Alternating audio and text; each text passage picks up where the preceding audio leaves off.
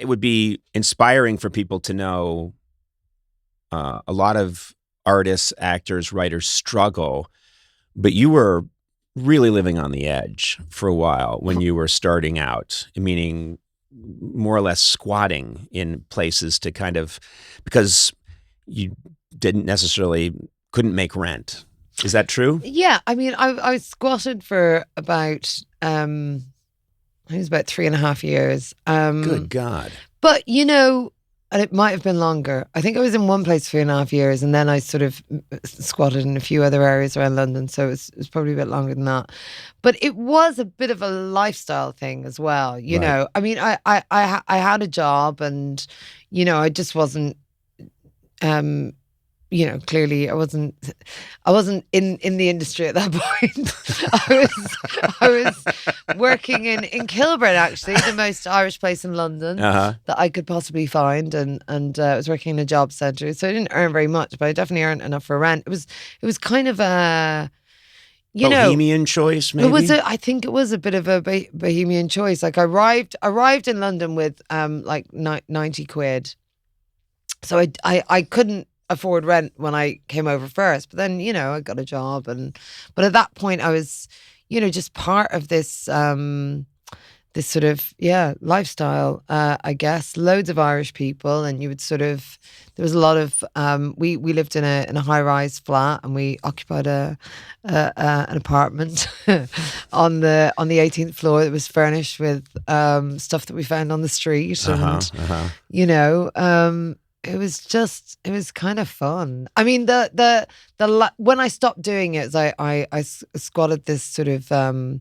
disused shop in Camden, and we got, like, you know, the heavies came round, because really it was legal at the time, as long as you got into the building and you didn't cause any damage, or if you did, you know, if you it wasn't a broke big in, deal necessarily. It wasn't a big deal. You had like squatters' rights.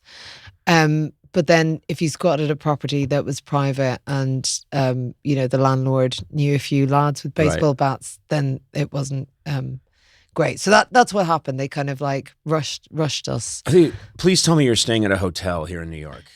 I love the idea that you would win the BAFTA, give a speech, leave the theater or the auditorium with all the flash bulbs and the cheers and then go out to an alley and lie down.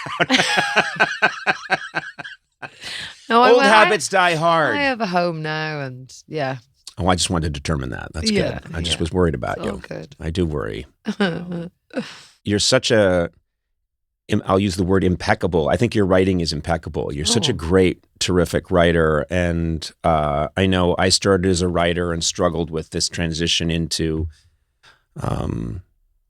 performing. I knew it's what I wanted to do, but had trouble figuring out what's my path. Right. You said that initially you thought of yourself as someone who would be in front of the camera, but at what point do you realize I can write? I have a superpower here. God, I don't know, like really, really recently, because I think I really do think if you start out as a performer, you sort of you continue to see yourself as that, and you feel a bit cheeky calling yourself a writer. So you'd be like, I'm an actor and I do a bit of writing, and because you know, because it was something I sort of learnt on the job, you know, and I had a lot of great people along the way who you know taught me how to be better. I felt like I was kind of, you know, I kind of felt it was down to them, and I kind of felt like if I was sort of just cast away on my own, I wouldn't be able to do it. Like I just sort of built this thing in my head, and so I really just had to start, you know, I really just had to start doing it on my own before I even remotely considered myself to be a writer, and then I just had to build up confidence with that and do it a few times, and then realize that, you know, that the shows I make, you know, the people like them, and it's not a fluke. Like you just convince yourself it was a fluke.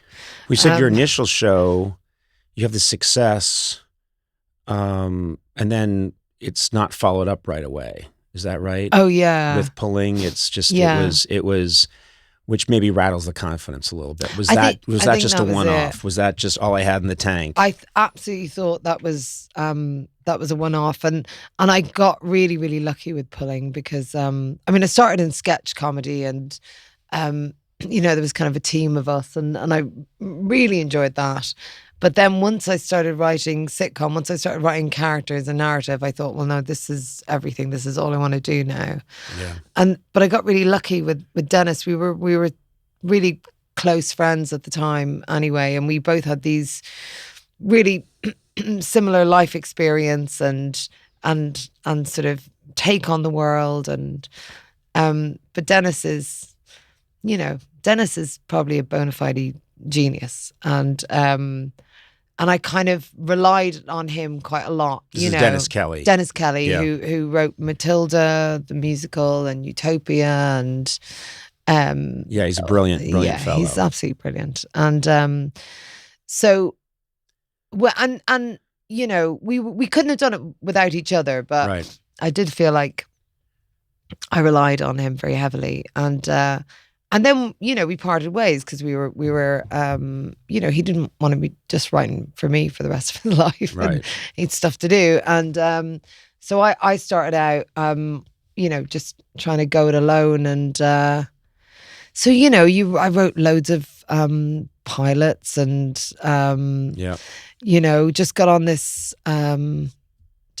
conveyor belt of making pilot over here, like in LA, like. Thought, oh well, I'll make my fortune over here, and there was this thing that I'd never experienced in the UK of it being like a success to get a pilot, to make a pilot, and that whole thing of everyone gets on the phone and they tell you they're going to pick up your pilot. Excitement. Everyone loves it. Yeah, and then it doesn't get made into anything, but that's not considered failing, really. Like you come over the next year and you have another go and you got another pilot and everyone's like, hey. And whereas I just felt like I was kind of going around in circles for 5 years at least, just and also I had this thing where I was kind of making pilots that were ending up as something that I didn't, even if they'd got picked up, I would have been like, I don't want to make that. Yeah. Because it changes. You get your notes. You get your change notes, things a little bit, and then especially if you're new, if you're a bit of a rookie, you're kind of going, they do that thing where they say, well, if you make this change, it's just for the sales tool. It's just, we'll make this change. We'll add the voiceover. It won't be like that in the series. We'll just add a voiceover across the whole thing. Right. And then in series and so you kind of get caught up in that a bit, and you make all these changes and you end up with something that isn't remotely like, the thing you sort of hoped it would be.